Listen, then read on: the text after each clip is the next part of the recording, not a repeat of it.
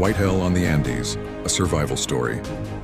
On October 13, 1972, a plane carrying 45 people flew over the towering Andes Mountains. Inside there was laughter, conversation, and life. Then suddenly everything changed. A violent jolt shook the aircraft. Thick fog swallowed it whole. By the time the pilots realized they were flying too low, it was already too late. A thunderous crash. The tail slammed into a mountain and tore away.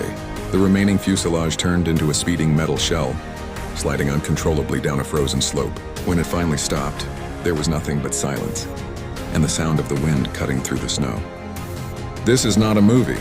This is real. 16 people survived here for 72 days. Their first mistake was hope.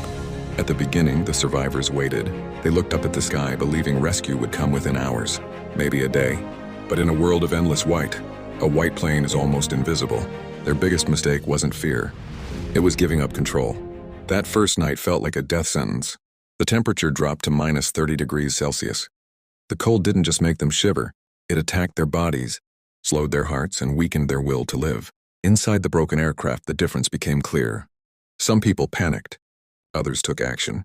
Imagine having a small flashlight in your pocket. In total darkness, that light becomes everything. You can see injuries, find survivors, and bring order to chaos. When exits were blocked by twisted metal, they couldn't use bare hands. They had to use anything available, breaking, cutting, adapting. Seats became blankets. Wreckage became tools. Out there, nothing is useless. Stepping outside, the real enemy revealed itself. Not hunger, not fear. Heat loss. The human body loses warmth every second. Without protection, survival becomes a countdown. They had to use clothing, materials, anything to trap heat and stay alive. There was snow everywhere, but eating it would only make things worse. It lowers body temperature and speeds up dehydration. Instead, they used pieces of metal from the plane to melt snow under the sunlight, collecting small drops of water. In a situation like this, survival becomes simple. Stop the bleeding. Stay warm. Create a signal. Screaming into the void doesn't work.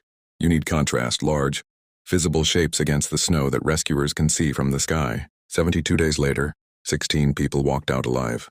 But survival came at a cost, both physical and mental. They didn't survive because they were the strongest. They survived because they adapted. They turned fear into discipline. They turned wreckage into tools. They refused to lose control. In the end, survival is not about luck. It's about decisions. Knowledge is your weapon. Calmness is your shield.